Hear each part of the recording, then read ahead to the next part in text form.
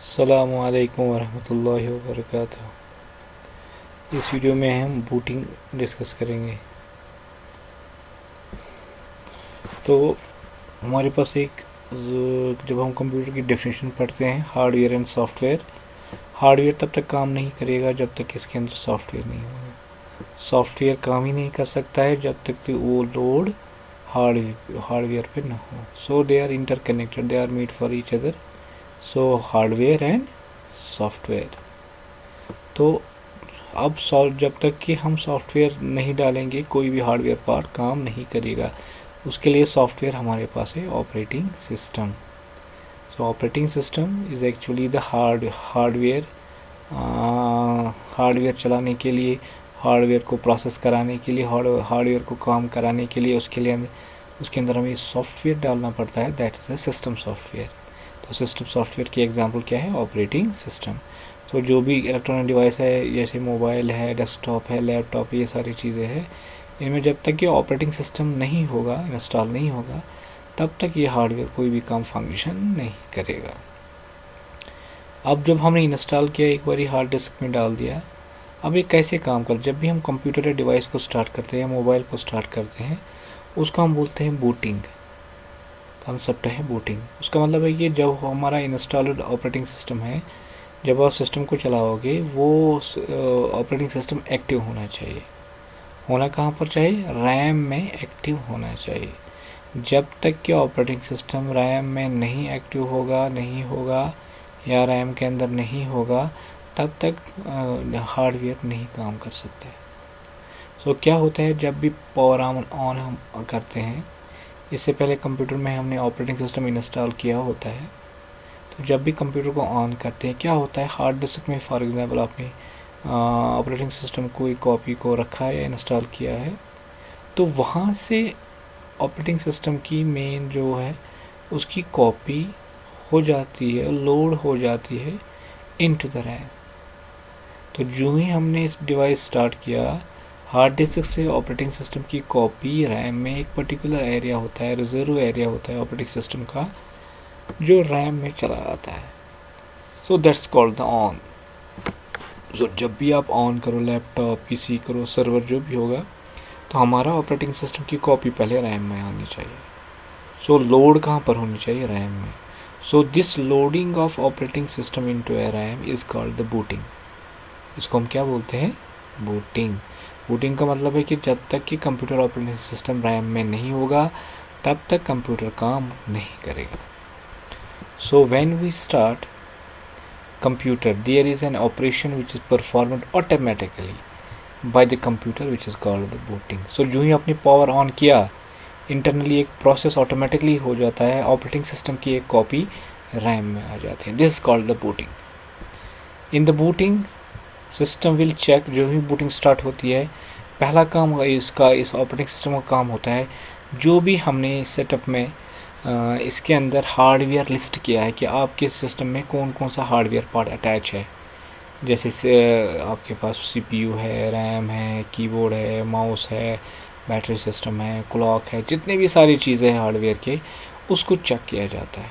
सो जब भी हम कंप्यूटर स्टार्ट करते हैं, पहले पार्ट्स को चेक किया जाता है। सो उसके बाद सॉफ्टवेयर्स को चेक किया जाता है, mostly the operating system. And this will also load the files those are needed for running the system. So booting plays a very important role in computers. Whenever you switch on the computer checks itself and checks all parts in it to ensure that all the components are ready to serve. This is called post power on self test. तो अपने आप को test करता है whether I am comfortable with I'm having all the parts attached correctly, so hardware parts as well as software parts. अगर उसको operating system नहीं मिलेगा जो ये आपने बूट किया, तो कंप्यूटर ऑन नहीं होगा। So one of the important check, ये जो सारे चेक्स वक्स होते हैं, जब तक ये ऑपरेटिंग सिस्टम नहीं होगा तब तक ये प्रोसेसिंग, उसके बाद हार्डवेयर चेकिंग और बाकी चीज़। अगर फेल हो गया, ऑपरेटिंग सिस्टम नहीं होगा, ये सिस्टम हमारा नहीं चलेगा। In the booting process, all the files those are stored into the ROM या रोम चिप में अगर होती है आपकी, या will also load into running the system. या हार्ड डिस्क होगी या आपके पास रोम चिप होगी मोबाइल में, तो वहाँ से ये कॉपी होके आपकी रैम में आ जाता है.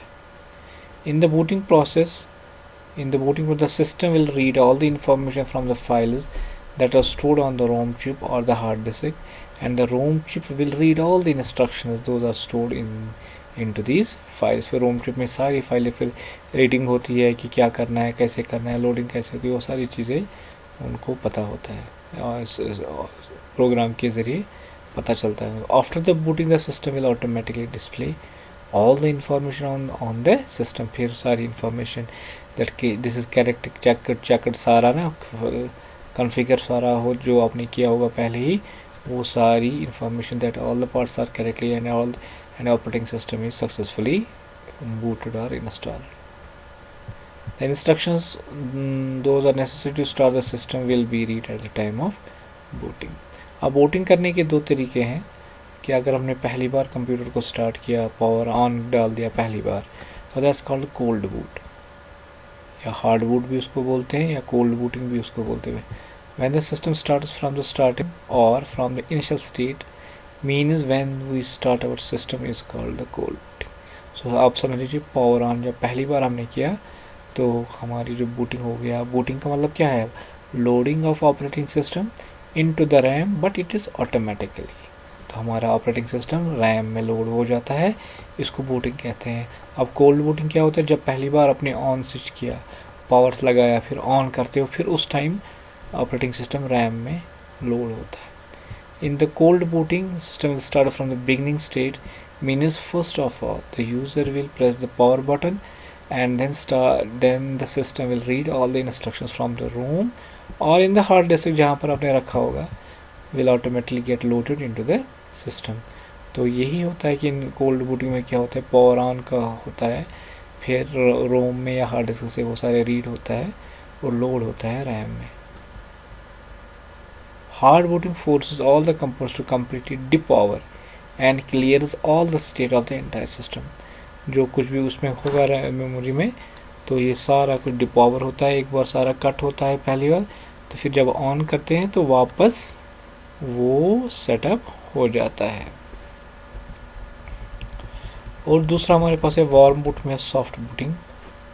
उसमें क्या होता है, जो यूजुअली अगर आपने देखा होगा हमारे कैबिनेट के आगे रिस्टार्ट बटन होता है, या हम स्टार्ट कर, या हम स्टार्ट टास्क बार, या यहाँ से हम शट डाउन से आगे यहाँ पर है रिस्टार्ट हो गया. Without cutting the main power supply computer start हो जाता है. एक बार फिर से कंप्यूटर लोड होता है without cutting the power. That's called soft booting और कोल्ड बूटिंग. वार्म बूटिंग और सॉफ्ट बूटिंग उसको कहते हैं. Warm booting is that in which the system automatically starts when we are running the system. क्या? For example, due to the light fluctuation the system will automatically restarts. कहीं light fluctuation हो जाती है, automatically system start होता है, उसको बोलते हैं वार्म बूट या सॉफ्ट बूट बोलते हैं. So that in this chance damaging of system is more and system will not start from its initial state. Some files will be damaged because they are not properly stored on the system. तो ये problem हो सकती है कि फिर आपको function नहीं करेगा when fluctuation, light fluctuation is possible. तो इसलिए हम यूपीएस का इस्तेमाल करते हैं, अनइंटरप्टेड पावर सप्लाई का उस इन्वर्टर या पावर सप्लाई का इस्तेमाल करते हैं. Warm boots are used initiated by operating system itself. Operating system खुद से इनिशिएट करेगा. कैसे इनिशिएट करता है? जब हम स्टार्ट में जाते हैं, फिर यहाँ पर शट डाउन के आगे हम क्या करते हैं, restart. This called warm booting और सॉफ्ट बूटिंग. सो इस तरह दो टाइप्स की बूटिंग अक्सर पूछा जाता है question. What is operating system and what is booting and what are different types of booting. One is the cold booting, second is the warm booting. तो हमारे पास ऑपरेटिंग सिस्टम दो किस्म के आए कि एक तो काय ऑपरेटिंग सिस्टम है, दूसरा गाय है. कमांड यूज़र इंटरफेस, तो वो कैसे है? इससे पहले जब हम पहले कंप्यूटर आए थे, तो वहाँ पर हमारा जो ऑपरेटिंग सिस्टम था वो खाली इस फॉर्मेट में आता. जब वो हमारा सिस्टम स्टार्ट होता था तो ये चलता था खाली.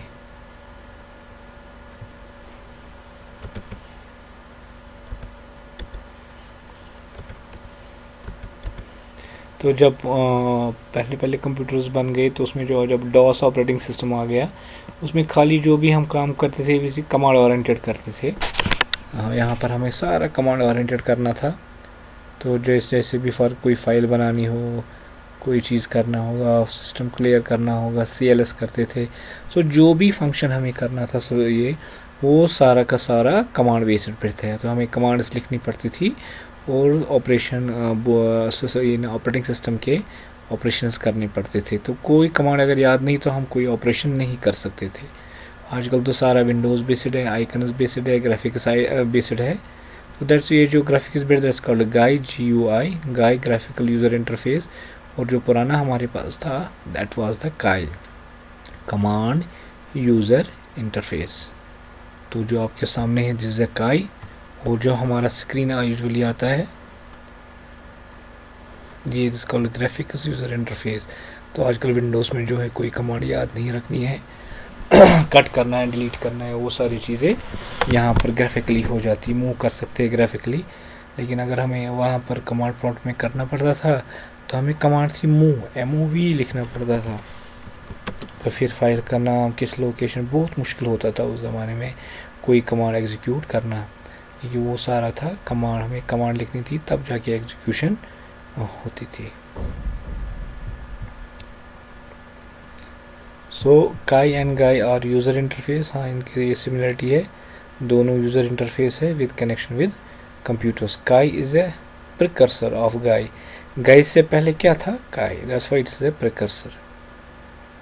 And stands for character user interface. इसका दूसरा नाम है कैरेक्टर यूज़। इसमें हमें से जो भी हमें करना था, काम करना था, कैरेक्टर्स टाइप करके कैरेक्टर्स लिखने पड़ते थे और हमारा काम हो जाता था। Where user has to type on keyboard to proceed.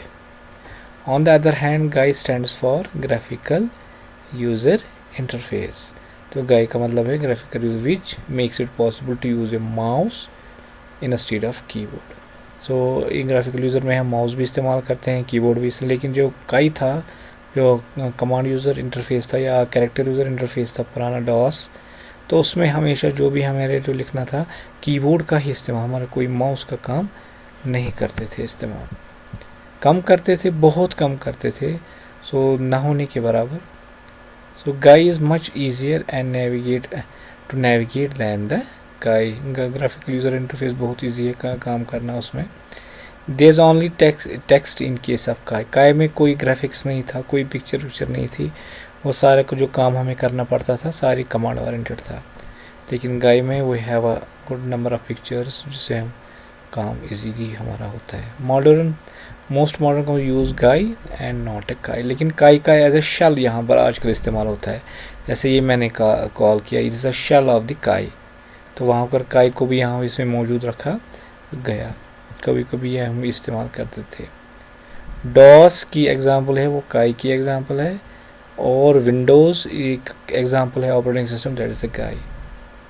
So question पूछा गया था पिछले पेपर में, difference between CUI and GUI, these are the some of the differences between the CUI character user interface and graphical user interface के दरमियान।